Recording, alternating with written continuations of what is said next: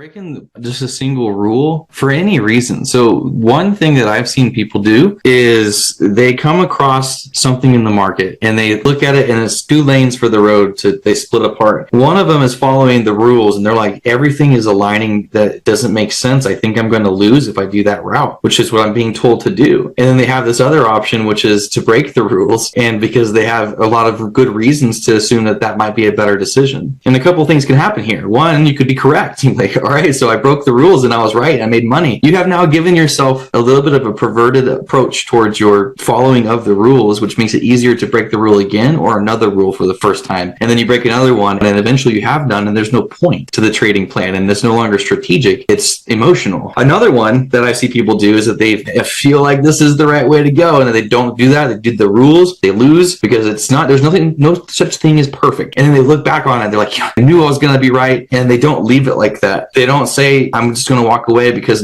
there's no such thing as perfect. They're thinking, oh, I could have made it perfect. And so that fear of missing out now perverts the next decision that could be made unless you look at it objectively and say, yeah, sometimes it's not going to work out. And then the last thing that can happen is that you decide to go that route that's following the rules and it actually works out. And you're like, oh, thank goodness, like, whew, I'm glad that worked out. So the idea behind a strategy is not to be perfect. It's to be accurate and consistent, or I should say precise. So what are the secrets? How do some of the most successful entrepreneurs find the freedom that we all got into business for in the first place? How did they find the time, energy, and resources to launch and scale strong? And how do entrepreneurs like us align our time, money, and energy in a way that will allow us to reach what we set out to achieve? These are the key questions, and this community will give you the answers. Welcome to the Prosperity Movement.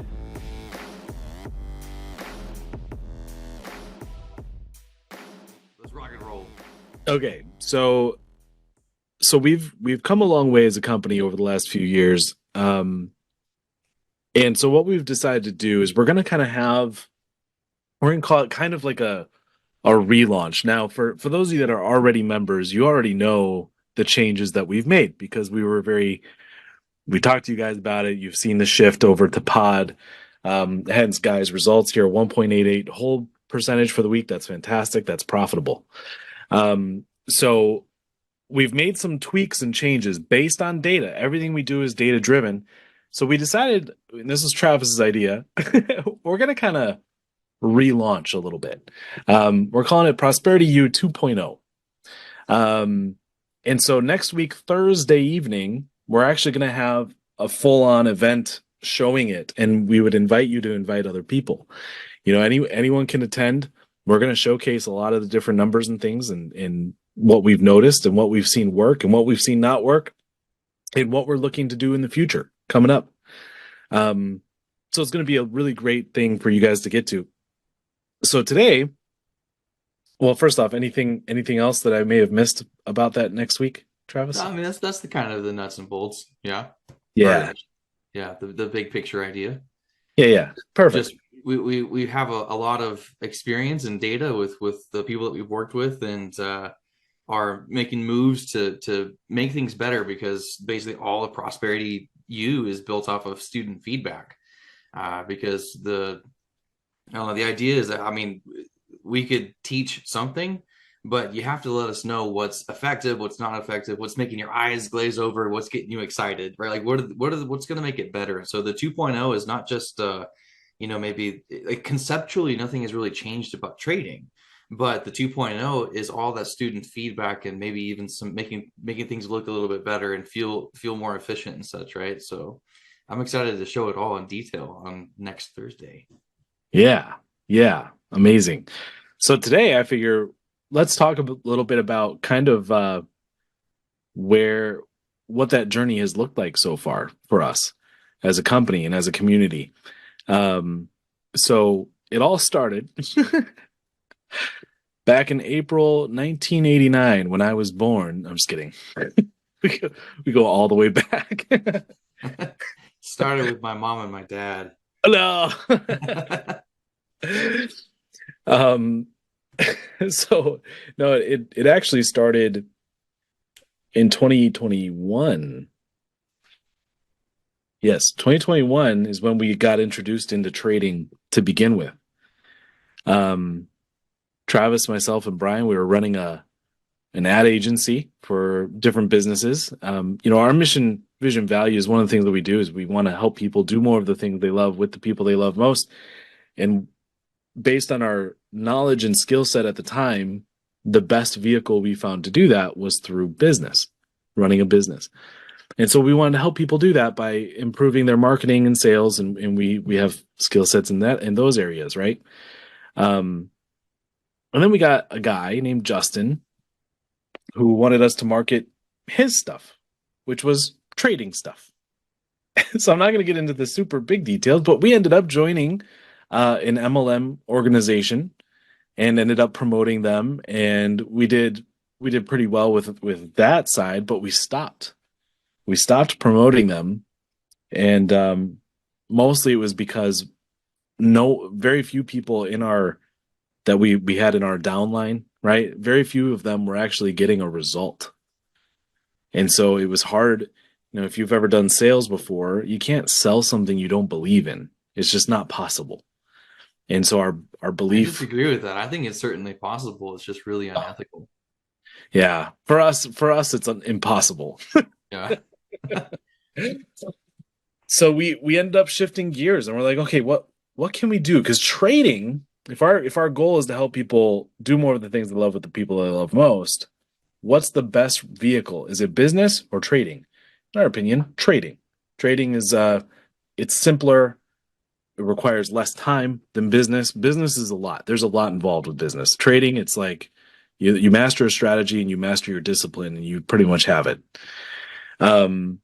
So we're like, well, trading. Well, how do we do this then?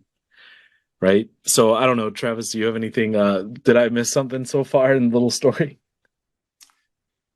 Well, I mean, at first we were really skeptical with Justin and what he had to say about what trading was. It seemed too good to be true, and then he proved it, showed it to us, and we're like, oh my gosh, right?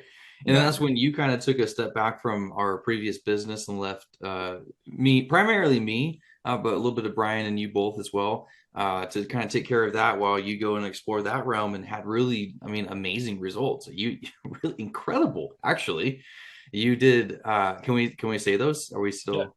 So you took an account. You started with $500, turned it into a little bit over 90K in your first 90 days, and that was with some direct mentorship and help and a lot more time than most people would put towards trading. So it's not results that people typically get in their first 3 months. And so we were super excited about that. We're like, oh my gosh, this is the next best thing since 2-ply toilet paper or sliced bread or something. This is awesome, right? And so, so we started getting those. Our excitement and our passion and our results kind of drove the growth of that immediate group. But then, disappointingly, it wasn't really taking off for anybody else. And so that's when we kind of started to, again, data-driven decisions. We were looking at, well, what's effective? What did we have that they don't? Well, we had a mentor that picked and guided us through the steps and said, do this, do that, do this, right? And that's when we started taking some people kind of under our wings, right? And with that approach, we started seeing some better results. I'm like, okay, obviously this is a missing piece of the puzzle. And then you had a really cool revelation for the job killer strategy that was like, okay, this is exactly bam, what I need to be teaching people. And then from there, even better results. And so we had our own strategy, we had our own coaching services, and we have our own marketing agency. And we know what we're doing entrepreneurially. So we're like, why are we with an MLM that's not delivering the results? This doesn't make any sense. And so that's when we first launched Prosperity 1.0, right? We took our trading group name and incorporated it. So we incorporated it in 21, right? 22. Yep. Okay. And so that's kind of the beginnings with a different style of trading. But it was missing some really major components that we wanted to make this package holistic and like actually get results for people to trade, starting as soon as possible and being able to scale, right? To start to scale and stabilize somebody's trading. And so that's when we started talking with James. And James is by far we like to call him our Yoda, right? And we're his Padawans. And so, and Prosperity Movement has been together fully with the 1.0 version since 21. But James has been trading and teaching and educating people since 2014, himself trading since 2004. So he's got 2 decades of experience, one of teaching other people how to do it. And he's really stinking good at teaching people how to do it, and we're really stinking good at running the business side of things too, and attracting more people into the group. And so that's why we merged together, is this bigger picture, this bigger vision of what we can do if we put our skills and talents together. Individually, we all do things really well, I think, but they're different. Putting them together is like this really well-oiled machine. And now since 21, the past few years that we've been working together, we have some solid, like rock solid data and experience with how everything's transpiring with members. We have the member feedback, we have the members' results, we have our cheerleaders, and we have our critics that are giving us really solid advice of how to improve. And we take all of that into consideration, which is what this 2.0 vision is that we're casting, is just putting all the pieces together that from people's feedback and actual experience. You can know what to do all day long, but how to do it's a different thing. And same thing with, we know what to teach, but how to teach it is an ongoing evolution, and it's just getting better. So hopefully that added some to your story. Yeah, 100%. Yeah. So goodness gracious, we've learned so much, and super grateful for our community, because they have given us great feedback and ways to improve, ways to help them, and we listen very carefully. And sometimes we take an idea and we don't follow through with it. Sometimes we do, and we discuss it though as a team and take it all very seriously, all the same. So anyway, the other part that I really like is what we've really discovered work. Now, I don't want to like give too much before the launch next week, but I'll give you like the overall. If I could come up with one word, it's accountability. Accountability is like one of those things where it's like you love it, but you hate it.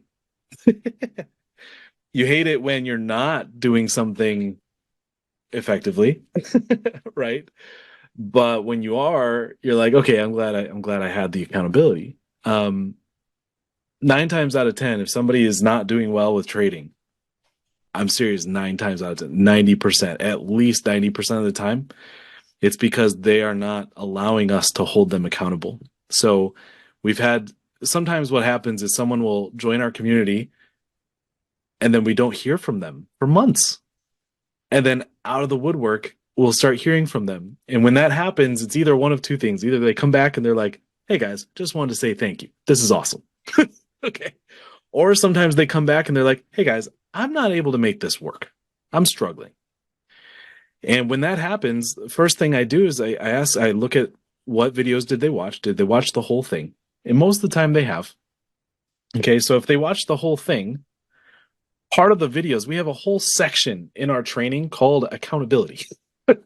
It's a whole specific section with like 5 videos in there. And it's how to keep track of your trades. You got to track them.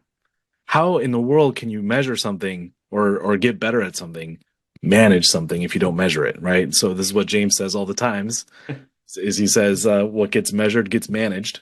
And we're talking about specific ways to measure it, right? And I watched this hilarious video the other day about how like girl math and guy math, and how hilarious ways to talk about the differences between it.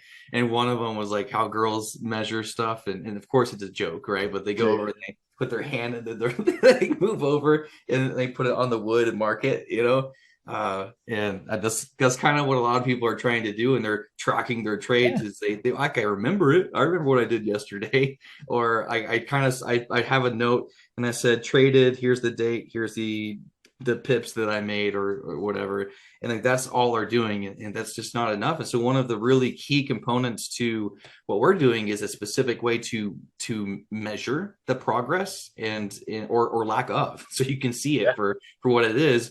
And you can change the variables with this, which is like, hey, what exactly are you trying to decipher with how you're trading? Because it's not as simple as I traded this day, here's the outcome. There's a lot of variables in between, and you can kind of manipulate those to show you different perspectives of your trading. And then that combined with us and the experience that we have with trading, we can identify patterns or identify shortcomings. It doesn't have to be a pattern to be a problem, right? So we can start identifying those things and then making an actual path for the solution, right? So for example, I love using the gym as a reference. Okay. So everybody has a different goal when they go to the gym. It can be somewhat similar and aligned, but for the most part, we're all a little bit unique and different, right? And so if one person's trying to be Arnold Schwarzenegger, not me, okay, that's way too much iron pumping for me. And other people just want to be really cut. Some people want to lose some weight. Some people want to gain some weight. The path to get to those destinations is specifically different, person to person. Even if you have the same end goal exactly, it's going to be different person to person. Because of the different genetics and makeup and diet and other such contributing factors. And the same thing is true for trading, that if you're going towards a specific path, I want to make 10 grand a month, I want to make 10 grand an hour, whatever your goal is in that approach, we have to figure out how it aligns with you and how you can implement that and be held accountable.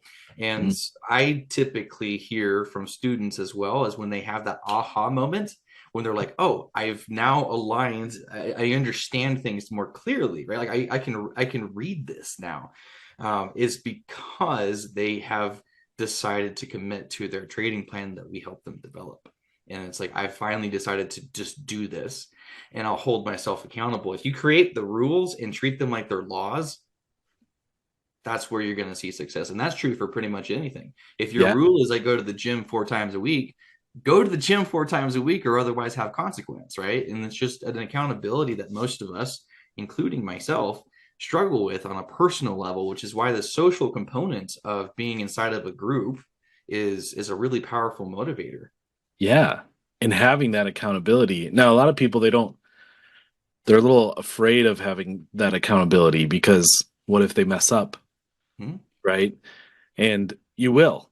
You absolutely will mess up. It's not if, it's when. Yeah. And that's totally fine. We don't come out the gates yelling at you, telling you you're a piece of crap, you're a bad trader. We don't do anything like that. Not at all. It's more like, hey, look. Not after the accident. What's that? Just kidding. Not since after the accident. We don't do that anymore. Yeah. Not since we lost a couple people. I'm just kidding. The casualties. No, but I mean, that really is kind of how some people take the idea of going and learning a new skill, especially when it comes to like trading.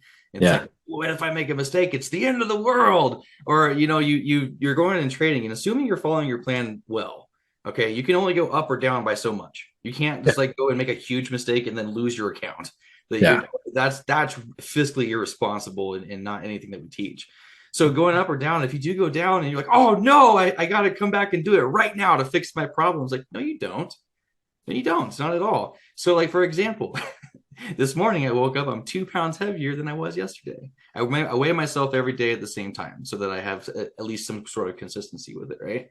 And it's not like because of that, I'm against what I want. So I'm going to immediately quit all my other things that I'm doing and go straight to the gym. Like that doesn't make any sense. I still have my regimen and I'm still seeing progress overall of what I'm trying to get to. And just like anything, there's going to be some ups and downs in that process. There's no such thing as perfect. And we have to admit that, which means that we can then progress in an imperfect fashion. Failing forward is I think, a common thing that people say. Yeah. I would say there's 2 things that kind of blow my mind with what we've noticed over the years. One is when a trader doesn't actually measure. They don't use the tools that we've created to help them keep track and to help them understand their own behaviors and habits in the markets. Some people don't. Literally, we've talked to people who they're like, oh, what? No, I never even started that. It's like, you watched the video that explained the importance and then you didn't do it. So that's one, is if they don't measure their trading. That blows my mind. I don't understand. And there's not exactly a ton of information to go through. Like you're not No. reading this encyclopedia of books or going through this Netflix worth of videos. It's roughly 15 hours worth of content if you go at one time speed. And I mean, you can basically do that in a weekend Yeah. too, and so it's focusing on that kind of information is not what we do. We focus on the actual implementation of it, right? And so when we find out that somebody went through that very concise format of info and then said, okay, I'm going to ignore that one. I don't want to do that one. It's mind-boggling. Like what that it was there for a reason. It's like opening up your car hood and saying, you know what? I think that alternator is ugly. I want to throw that son of a gun out and Yeah. just take it out. It's like, well, you're missing a vital part of your engine now. Right. Or overall vehicle. Let us help you, right? Like, because we have a system in place. So right now, the way it works is somebody submits their journal so that we can see it, and Janelle is the first person to look at it. See, she'll look at the trading plan that you have, and she'll look at your entries and the price that you entered at, and your exits and the price you exited at. The And journal she'll is see. not your diary. We're not going to go over and start Oh yeah, reading yeah, your yeah. personal stuff. I This meant is plan your trading yeah, plan. Sorry. yeah. Well, It's I want people thinking that you're supposed to sit there and like write some kind of sentimental note after each trading uh, session. it's I a felt log. really good today. My coffee was nice, and like that's not necessary. But the data that comes with the trading journal and the trading plan itself, right? That's what you're referring to. Yeah, yeah, yeah. Yes, thank you. Yeah, it's more like a log. Here's my trade. This is what happened. Here's my trade. This is what happened. And it's just numbers. And Janelle can look at that and see, did this person follow their own plan? Right? What was their plan? Perfect. Did they follow it? Yes or no? If the answer is no, then it's which 90% of the time, if somebody's struggling, the answer is no. Okay. They did not follow their own rules, and we have a discipline problem. Um, Perfect. We know now what to address, right? It's not a trading issue. It's they know what they're doing. They just purposely did the opposite. Right. Um, and that's fine. We all have to learn sometimes harder in harder ways than others, but it's part of the process. The second thing though that blows my mind. So first is not measuring or using the system. The second thing is not implementing what your coaches say. Right? Because I guarantee you, if Janelle gets stumped on any of these things that she reviews and people's trading, do you know where she goes? Straight to James. Hey, James, I've noticed this. I don't really see anything wrong. What can you see that's wrong about this particular trade this person took? He'll be able to see it in 2 seconds. Remember, Right. James is our Yoda, so it's Yeah. him Yeah. to be able to see the dark side is really easy. Right, right. And to have Janelle or myself or James or Matt, he's our baby Yoda in the community, to have any of us mention like, hey, next time wait for this because your trading plan says to, so we just got to stick to that. And then not implement what is being told you, that's the other thing that blows my mind. Now, granted, we're all human. I expect some mistakes. Sometimes I myself, I look at my plan, I made a trade, and I'm like, hey, that was kind of a silly decision. Cool. But overall, I stick with it with the occasional mistake. That's kind of the expectation. I don't understand someone that breaks their own rules every day. Okay. I'm like, what are you doing? I don't understand that. And it's literally coming from a lack of discipline. Um, and so that's where we got to dig a little deeper because what's happening is emotion is getting in the way of logic. Well, that and breaking just a single rule for any reason. So one thing that I've seen people do is they come across something in the market and they look at it and it's two lanes for the road to they split apart. One of them is following the rules and they're like everything is aligning that doesn't make sense. I think I'm going to lose if I do that route, which is what I'm being told to do. And then they have this other option, which is to break the rules. And because they have a lot of good reasons to assume that that might be a better decision. Okay. And a couple of things can happen here. One, you could be correct. You're like, all right, so I broke the rules and I was right. I made money. I've reinvented the wheel and I'm invincible. You have now given yourself a little bit of a perverted approach towards your following of the rules, which makes it easier to break the rule again or another rule for the first time. And then you break another one, and eventually you have none, and there's no point. to the trading plan, and it's no longer strategic, it's emotional, right? So just breaking one gives you the opportunity to do it worse. Another one that I see people do is that they're like, you know what, I feel like this is the right way to go, and then they don't do that. They do the rules, they lose because it's not, there's nothing, no such thing as perfect, right? And then they look back on it, they're like, I knew it, I had the gut feeling, I knew I was going to be right. And they don't leave it like that. They don't say, I'm just going to walk away because there's no such thing as perfect. They're thinking, oh, I could have made it perfect. And so that fear of missing out now perverts the next decision that could be made, unless you look at it objectively and say, yeah, sometimes it's not going to work out. And that was one of those times, and it's okay. And then the last thing that can happen is that you decide to go that route that's following the rules, and it actually works out. And you're like, oh, thank goodness, whew. I'm glad that worked out. I guess I wasn't reinventing the wheel and such, right? So the idea behind a strategy is not to be perfect; it's to be accurate, right? Yeah, and consistent. And consistent, or I should say precise, right? So if you think of the difference between precise and accurate, accurate on say throwing darts is going to hit the bullseye every time, right? And precise is that you're going to hit the same place roughly in a cluster, right? So you might be around the target a couple of times, you hit the bullseye, and a couple other times right outside of it, but that's precise. But if you're throwing darts and it's hitting the wall, like I've done a few times, and going all over to different places, you can't keep it straight. That's where we're trying to focus people, is like, just walk this path. And thankfully for trading, throwing darts is a lot more talent oriented than trading, which is skillful. Skillful can be learned. And I suppose you can learn to throw darts, but it's going to take some talent. Okay. So that's kind of a benefit there. Yeah, 100%. I love that. That's amazing. Yeah. I mean, in my own little experience, and I say little experience, I mean, primarily for the first few years or first 2 years of us trading at all, I was focused only on binary trading. And it wasn't until 2024 that I shifted gears. And this is all part of ProsperityU 2.0 and the data that we're covering. It's not that I'm not good at binary. It's just that we found that pod is a little bit more of an effective way for most people, for the majority. And so I switched over because I wanted to learn just like our members do. And I wanted to make sure I'm in the trenches and learning with them and providing clarity where clarity is needed.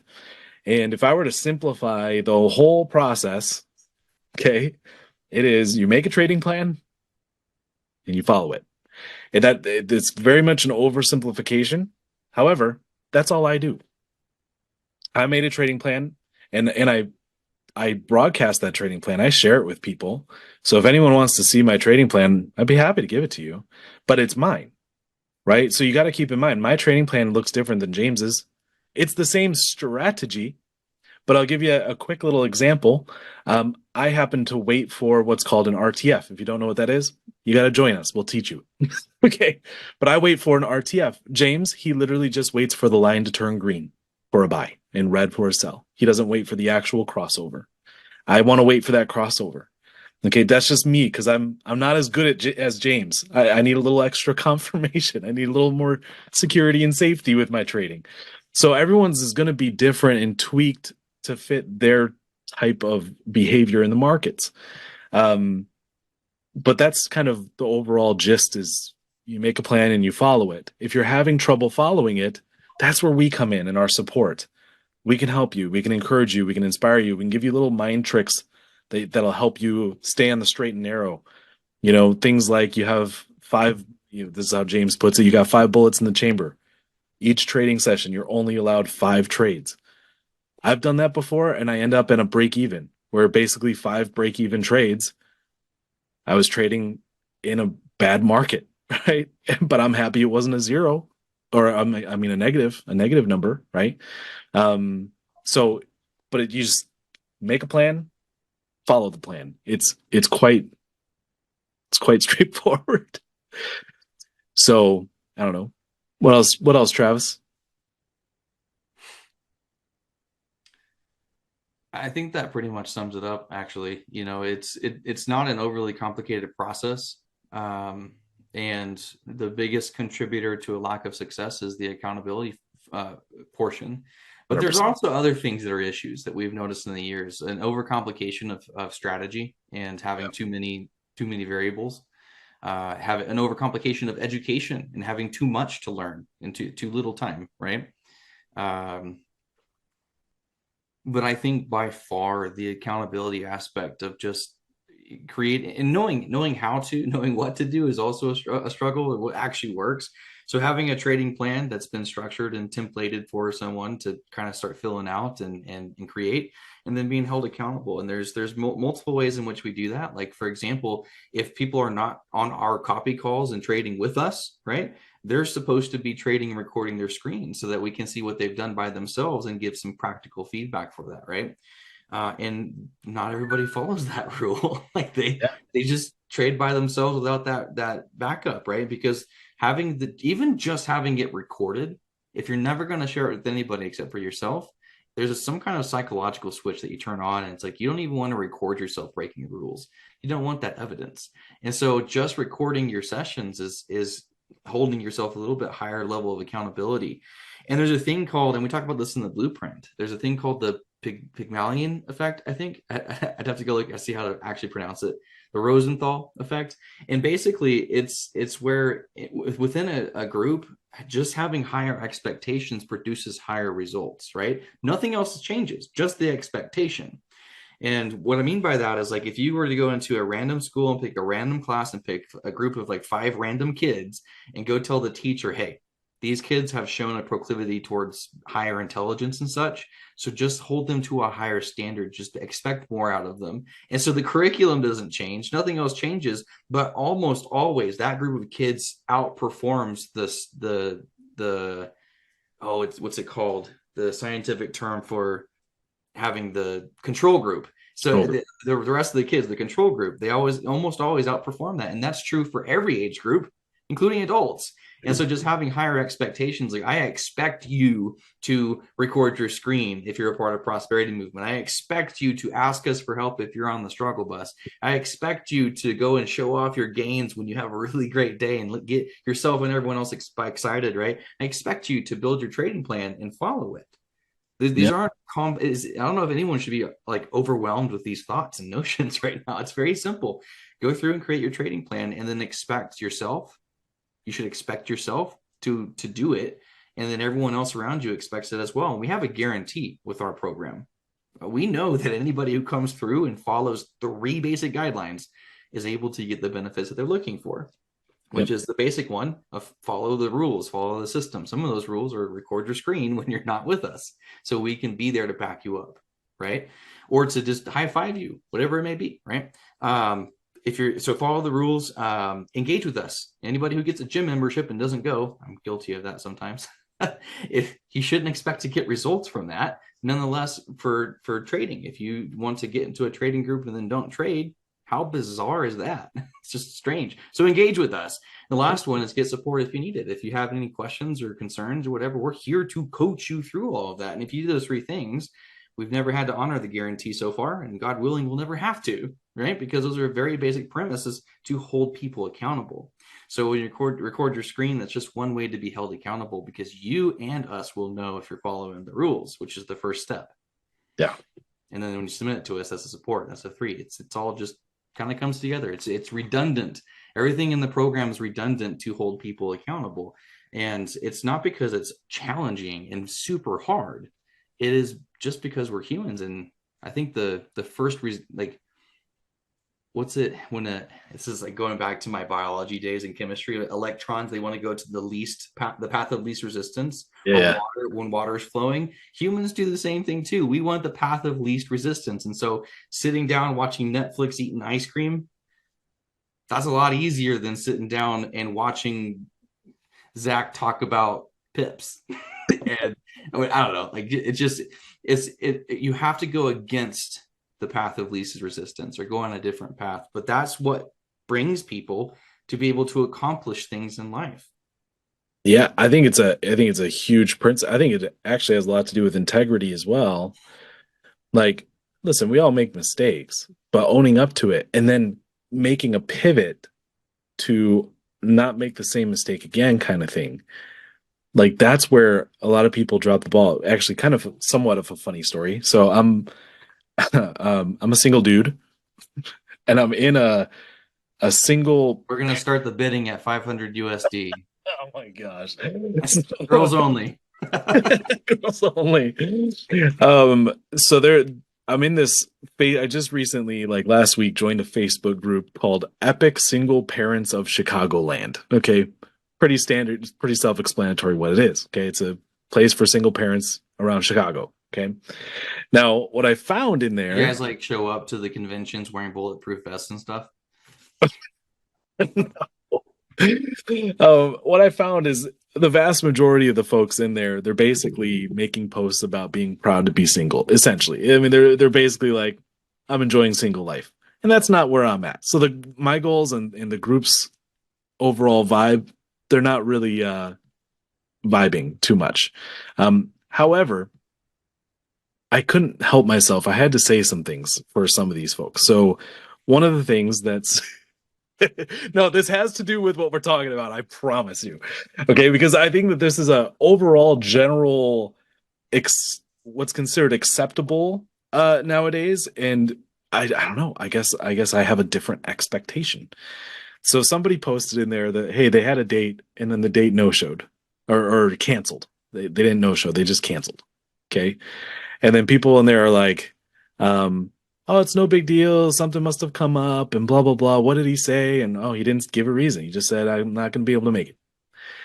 And so I put in there and I'm like, that's crazy to me. Right. Because to me, although dating is not my top priority by any means, it is a priority.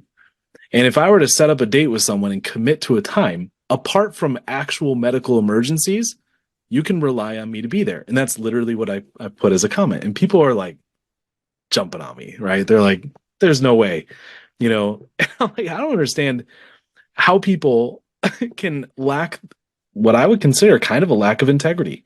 If you commit to do something, you do it. Now, is there something that could interrupt it and that could cause you to yes, obviously there's exceptions. It's not black and You know white. how many people have family emergencies and medical emergencies? When they Those, book yeah, times in our calendars, whether it's any one of our businesses that we've ever had or currently have, there's always like brain surgery. How many people do you know that have had brain surgery recently? They come up with all kinds of wild excuses. I don't know if I've literally had somebody cancel on me saying, "Hey, I decided to have brain surgery today." Like legit trying we to. I hope you're we not. get that. That sounds We get horrible, that but so much because we get 30 some odd appointments booked every single day in our business, and you'd be surprised how many people on the same day around the same time have medical emergencies all the time. It's obviously they're not all telling. Maybe one of them is telling the truth, I'm sure there's plenty of them that are. but there's a lot. Absolutely. There's But no it's a lack of integrity or a lack of commitment or some kind of yeah, combination. combination of those, right? Yeah, And yeah, so that's what you're picking up on is that if you say you're going to be somewhere, even if you're not really fully committed in your mind, there's like literally committing to it, you're just like, oh yeah, I'll be there. There's a certain integrity that you're lying through your teeth or going to at some point. There's an integrity attached to commitment as well. So you can have that commitment and then have a massive emergency actually happen. You're not jeopardizing your integrity at all. But if you exactly. commit to something and then you're just like, oh, well, I got brain surgery all of a sudden, I'll that's I'll give I you an think example in our company. We've had people where they're like, yeah, I'm committed to this time, and then let's say it's a follow up. So they talk to Travis, they're interested, they're probably going to join, and Travis says, look, how about this? I'll call you in 2 days. Go talk to your spouse or whatever the case might be, right? And 2 days later, we'll get a text from the person, and there's sometimes they'll say like, hey, I decided not to. My spouse is not on board. You know, but we had a time. I'm willing to still meet with you. I just don't want you to have to waste your time. Okay. We're okay with that. We're like, hey, that's great. No, I still want to meet with you, of course. we can maybe put some persuasion on, right? But but they're still willing to do what they committed to. And that, to us, that's showing the right kind of character versus just integrity. simply disappearing and not saying a word. Yeah. I think the having that integrity is significantly more important to us, and to me at least, For sure. than just the overall commitment of things, right? Like for someone to, I won't say names and such, but we had a gentleman who was literally at a funeral procession and still took the time to jump on a call with us. And that may be because he really wanted to talk to us or he just wanted to be integral. Regardless, though, he at some point told me, I didn't know. And like when we're about close to the end of our conversation, he's like, I really got to go. Here's XYZ happening. I was like, why did you open up with that? Like, we probably could have rescheduled and such. And just the sheer amount of integrity and or what presumed to be. Yeah. I mean, I don't know the exact story behind it, but it Yeah. impressed me to think that this guy was respectful enough to at least, Make an give effort. a call. And so I was like, all right, yeah, sure, whatever you want. And I'm willing to bend over backwards. But somebody who is, those are the people that we strike really great deals with in certain scenarios when maybe there's some issues with their own personal finances and stuff, that we're willing to help with those people. But not once have we made exceptions for those who are not showing us integrity first. Because if you can't even show up to a phone call, then what makes me think to believe in you, right? Like you wouldn't. I'm thinking of like basketball teams and football teams. If you can't even show up to practice, who cares how much talent you have? You're part of a team. And I don't know. Maybe I'm kind of off my rocker right now. I'm thinking of No. all these different stories, and it's really important and impressive for us, and we want to work with that kind of person. Well, and I think though this is what I'm saying is it's a general principle for no matter what wealth building activity you're deciding to take on, right? Because having that level of integrity, it's just not common. And when you have a coach holding you accountable in your trading and holding you accountable to your rules and your commitment there, it's different. It's going to feel a little different. It might even be uncomfortable, right? But my goodness, you're going to get a result. And then when you get that, all of a sudden you can start applying the same level of integrity in other areas of your life, whether it be health, relationships, what have you. And all of a sudden you're going to start to see results in those areas as well. Right. So it's a concept that so many people they find ways out of things instead of finding ways to stay committed to things. So it's a different perspective. And it's not necessarily fair to put blanket statements on everybody, but I would say that the vast majority of us have been preconditioned to be complacent and compliant. We used to talk about that a lot more. Yeah, you're right. And such, right? And who more to blame than the government? Give me my tinfoil hat with those schools that look just like prisons that have the same rules of sit down and shut up and follow my orders. What is that teaching us to do? Is to sit down and take that direction, which is actually probably pretty beneficial in a lot of ways if somebody's going to be able to take that direction and use it in the coaching experience. Like if you'll actually listen and be coachable in that process, it shouldn't be a very bad thing. But regardless, we're not taught. What I was originally saying is we're not really taught to think that way. We're taught to go be really good employees. I mean, literally, that's what it is. And so if that's the case, then it's not about going it for self-improvement. It's about what's better for the greater good of the company and stuff, right? And so you just have to make sure your tasks are checked off, and that's about it. And then everything else in life, your relationships, your friendships, your finances, your everything else is a lot less integral, I think, because we're not really taught to really take care of that. We're taught to get into debt. It's good to have the white picket fence, 2-3 cars, the mortgage on the house, and all the trappings of the American dream. We're taught to go and get into debt. We're not taught to go and sacrifice temporarily to be able to build something, right? I fell for that hard. I fell for that real hard. You remember that story with the $72,000 pickup with a $4 or $5 grand a month income after taxes, $2,000-$3,000 a month? Like, oh man, what a terrible idea to buy that thing. But I don't know. I think that I kind of went all over the place with what I'm talking about right here. But these are really key components that the 4 pillars of prosperity that we talk about all the time really try to address, right? the integrity of protecting your time when it comes to your health, relationships, and your finances, a legacy, right? Yeah. To have that integrity is you don't have to do massive things and take massive action. You have, I know everyone talks about like Grant Cardone and other, I can't think of someone else right now, but they say massive action, do everything. I'm like, no, do the strategic action, work smart, not hard. And you should work hard too. Yeah. Don't be lazy, but work smart first, and big things can happen from small repetitions. It is through consistency alone that big things happen. Yeah. 100%. And don't get us wrong, we're not perfect. I'm definitely not perfect. And You're I close to it mess up. though. You're What's really that? close. I'm this close to perfection. That's not true. Zach's taking me serious right now. His head just got even bigger. No, I'm not. Not at all. He's like, I knew it. But it's more of, where's your intent and how honest are you with yourself? So if I make a mistake, I'm very honest about it and like, okay, yep, I got to work on this and I need to make some adjustments immediately. And I think if you do that over and over again, no matter what it is that you're looking to pursue, you're going to see something good on the other side. Just don't make excuses. Instead, take ownership. Take ownership of the mistakes and responsibility for them, and you'd be surprised at how much change you can make in order to get the result you're looking for. Just like compound interest with trading, it's little tiny movements over a period of time. Okay. Yeah. So I watched a really good TED Talk, and it was years ago, but it's still a memory, where this guy would go out and he'd crochet or knit. I think it's technically knitting these around like a big rock or a tree. So he would knit a cover for it. And he showed this first one. He goes, I just kind of got into knitting on accident. Like I think his grandma was like lonely and spent time with her, and so they learned how to knit.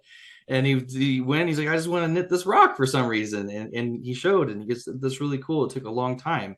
And then he shows another picture, and it's like this boulder that's gigantic that he knitted around, and everyone's, their jaws are dropping. Like, how long did that take you? He's like, it took me 5 million hours, whatever it actually was, right? It took me a long time, but I didn't go there and sit at this place for, 10 weeks doing it. I went a little bit every single day, or on my schedule, right? And every other day, whatever he actually did. I'm not trying to give details right now. So he gets this big rock. Everyone's flabbergasted. Then he shows this like forest of trees and rocks, and it's all covered. It's like, it took me years to do all of this. And he goes, the power of incremental changes is really important for you to do these little things repetitiously over and over. That's all we're trying to show people to do with trading. It's all we've ever tried to show people to do with marketing is in sales and gosh, I mean, anything that we've put our hands into is like, just make these small changes and do them repeatedly, right? Yeah, 100%. Love it. Well, make sure to join us next week, Thursday at 5 o'clock Mountain Time. I think, is that right? 5 o'clock Mountain Time? Pretty sure that's what we decided. Probably 5 o'clock Mountain Time. You talking to me? check your emails, because you'll probably be getting emails about it. For those of you that are members, it is an event in the hub, so you can check your hub events. It'll be there, so whatever time that says. but please join us. We'd love to go into more details on the data. We also, if you want to join, if you want to hop in and learn more. The cool thing is, you don't have to wait till next week. It is all active and ready to take advantage of right now. So next week's going to be fun to introduce it to everybody, but you can actually get ahead of the game and ahead of everybody else. It is first come, first served basis for our community. We do have policies around how many people we're willing to bring in and how to get in. So if you want to jump in sooner, you can go to prosperitymovement.online. Kelly says it's 5 p.m. MST. She looked into how it looks like. Thanks, Kelly.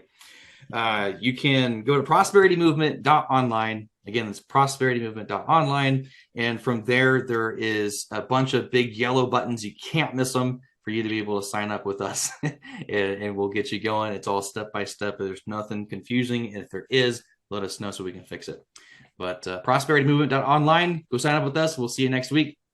Thanks, guys. Adios. Bye-bye.